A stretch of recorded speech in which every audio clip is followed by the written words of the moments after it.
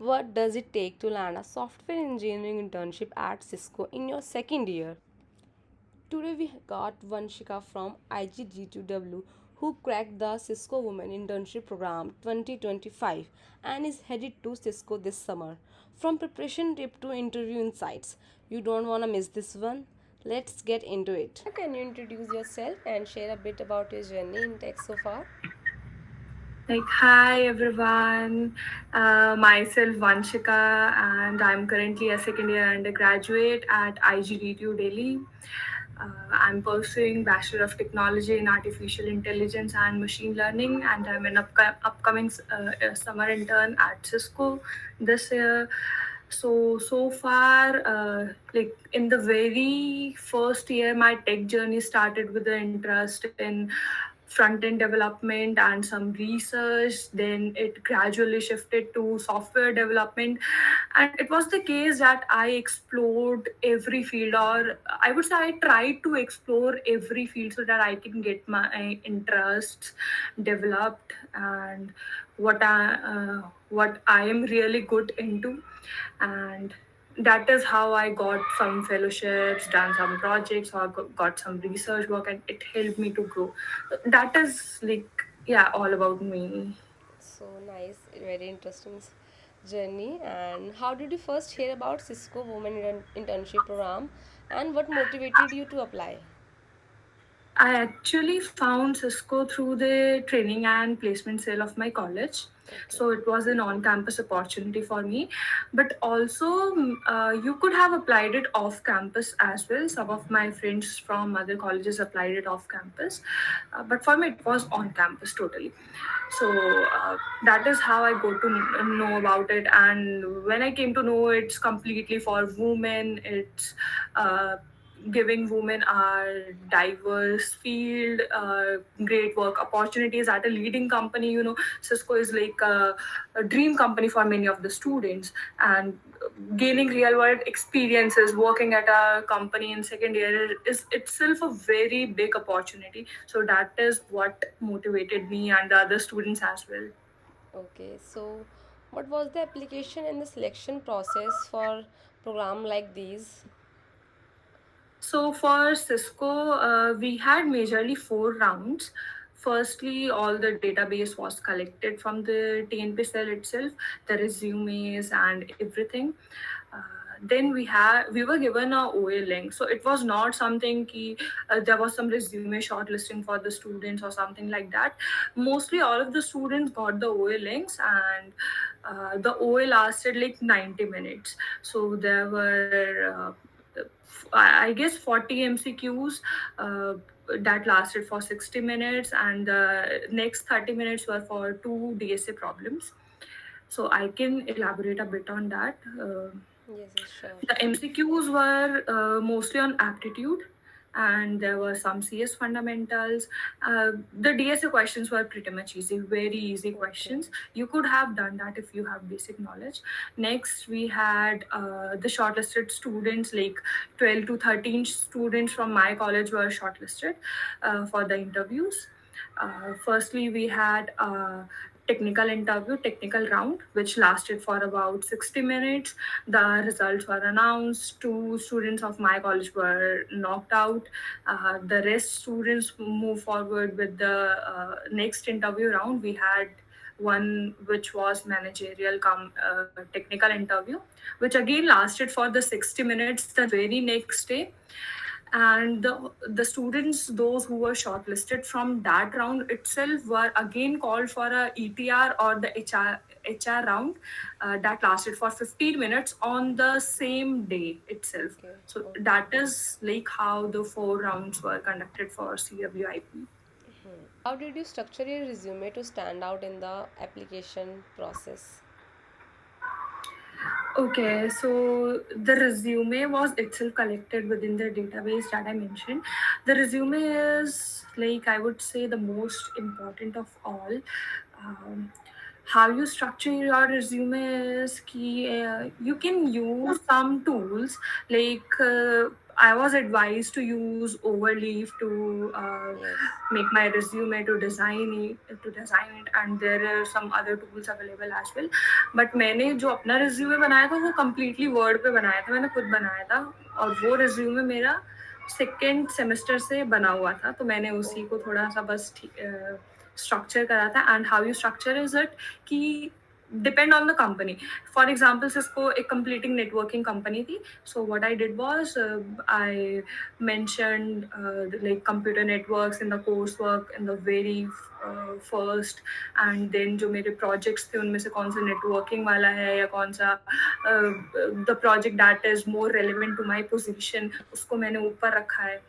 That is how I structured my resume, and I would say it is the most important part because it matters. Can you walk through us the interview round? What was the question were asked in the interview?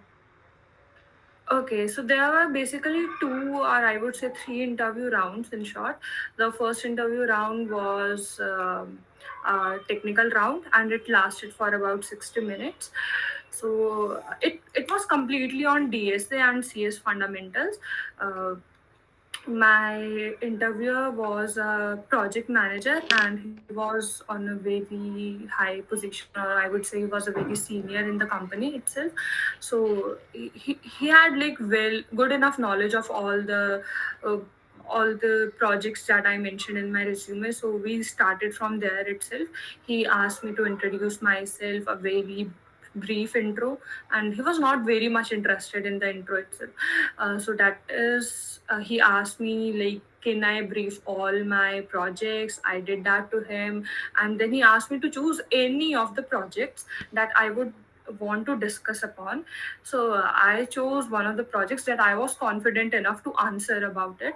uh, like this is a startup for all the juniors, I would say, कि whatever you are confident into, whatever you know कि हमें ये technology बहुत अच्छे से आती है, and we know all the concepts, we can even apply it to the real world. तो उस level का confidence होना ज़रूरी है, so that interview can know कि you had really done something, and it's not something only written for the resume. तो अब मेरा जो प्रोजेक्ट था वो कम्प्लीटली मशीन लर्निंग पे था, तो he started asking me some machine learning concepts like how where can I use precision, और where I can use recall in real life situations, some questions related to that, some machine learning algorithms, basic modelings, and then we slightly shifted towards the DSA part. He started asking me about linked list versus arrays, some basic concepts of DSAs, then moved to OOPS. What are the four basic concepts of OOPS? Uh, and then he asked me about the OS operating systems. Uh, it was not something that you need to know all the concepts. Whatever you know, you can just simply say, yes, I know this, and you can confidently answer it. But whatever the concept you don't know, you can simply say, no, I don't know, or you can just try relating it to a real life example, so that the interview know that you are at least trying to do something, and not you are simply being guided or being blank. That uh, that makes a difference. Okay, Uh, and yes. yeah, so this was like the first round, and it lasted for 1 hour or 60 minutes, and it was completely on my resume, nothing out of that. Whatever I mentioned, whatever courses I mentioned, I had knowledge of. Then the second round was conducted next day itself for the shortlisted students. It again lasted for 60 minutes, but this time it was conducted by a more senior position. Uh, there was this interviewer who had started asking me about my college, and asking me about my previous roles. Why did I choose this over, let's suppose, any other university, or why did I choose doing this research position over any other job opportunity or internship. Um, That is how it started, and then again we focused more on my resume. This time it was more focused on the projects and in-depth knowledge of the concepts. I know some of my friends who were asked about the like in-depth concepts of C language, C++ language, but it was not the case for me. Every person was asked different questions, and it was completely on the interviewer uh, what they really want to know about you. Uh, but this time it was not only focused on CS fundamentals, but also on the software engineering, some risk assessment cycles, and uh, also about some managerial questions like if this suppose ABC situations happens in the company, how are you supposed to behave or how will you tackle it up. So that is when you show your leadership skills or your communication skills. It was again a knockout round for many of us, and the last round was HR, or I would say ETR Connect, where they try to know more about you, being more personal to you, and try to know what level of knowledge you have about the company, and if you are really open to this position, you really want to do this. Uh, so they ask you about company, their competitors, what is going on in the market, what you really know about the programs, initiatives, etc, etc. So that was all, and the last song was like about 15 minutes. Okay, Yeah. and what skill and technology played a key role in your internship? Okay, so what skills and technologies? Okay, so firstly, I would say you need strong DSA skills. That is most important of all. Secondly, you should have a strong understanding of all the core CS concepts. Doesn't matter if it is in your course or not, but at least you should have some basic knowledge. Uh, like I had some knowledge of machine learning, front end development, like a little bit experience from every field, as much diversify as I can do to myself. And I believe this helped me a lot uh, throughout my interviews. Uh, I would say you should practice lead code problems, and if not lead code problems, at least you should know all the basic algorithms. If you are not more focused on questions, you should be uh, like having a strong foundation in theoretical knowledge or the theory. Then I would say you should uh, prepare, or you should revise your concepts very well, like I did from interview bit. You should practice mock interviews. You should have problem solving skills, like on the spot, very on the spot, how you react to it, how behaviorally you tackle the problem, and how you manage everything. Uh, it completely depends on how you answer it. The way you structure it, the better you answer it, the more skills you show, the more you show you have vast knowledge of the topic being asked or the concept, the better it is. Okay, and how did you prepare for the internship, and any specific resources you would like to mention that helps the future applicants for the internships? Okay, so for the OA part, there was this very there was this opportunity in my very first year, which we all know, like V Scholar, Google V Scholar. And I remember that time I prepared for the OA itself. It was like basic aptitudes, and uh, like you can simply mention the website in your description, huh? I can give you link. Okay, I okay, don't sure. remember what was its name. Like I practiced in my very first year, and the basic aptitude, which we all know, the basic mathematics, I didn't prepare very specifically for Cisco. uh, it was like a very fun OA, the very basic OA you can ever get. That was it. And for the DSA, I told you, if you have strong strong foundation in theory, you can simply do it. The DSA questions were not something that there are specifically word problems and you need to code it. There was a code already given to you, and you just need to figure out why this code is not working or what was the missing Okay. part, and you need to fix it. That was it. Okay. So if you want to start your journey again from the first year, what changes you would do in your journey, and what resources you will take, and the step by step process? Okay, so I didn't started my DSA from the very first year. To all the first year students, if anyone is watching this, you should start it from the day one. I still think of it sometimes and I am like, I should do it. But anyways, whatever you have, whatever you are reading, whatever you are studying or grabbing, gaining, you should have in depth, or you should learn it by heart. You should know everything, not only for the subject but also how you can practically imply it. The interviewer is never gonna ask you that, okay, tell me what is the XYZ problem. He's always gonna ask you, how can you imply it to this and that situation. So you should be able to answer it.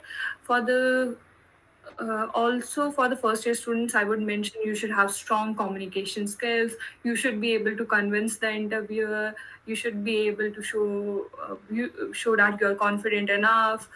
Um, and if other than this, if I would have to do something, I would have focused more on some good projects. Hmm. Okay. Maybe web development I would have done. I started it in my second or third semester, Okay. which I think I should have done it in my first sem. My friends did it and they are like amazing. Maybe you should try some fun projects. You should make a website for some students, for your college students, or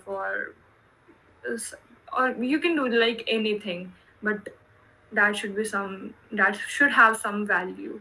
Okay. So did you think your branch plays a important role, because many people have different branches and they struggle to get the internship in these companies and placement? Okay, so my branch is like AI and ML, so it comes under IT itself. But I believe uh, branch can play an important role, but not for Cisco. I would not say it plays an important role for Cisco, but yes, for other opportunities, it definitely plays an important role. Not only the branch, but also your CGPA matters. The company can shortlist you on basis of any branch, or let's suppose any CGPA, but when it comes to your resume, they always it always have a plus point for you to have a good branch or a good CGPA.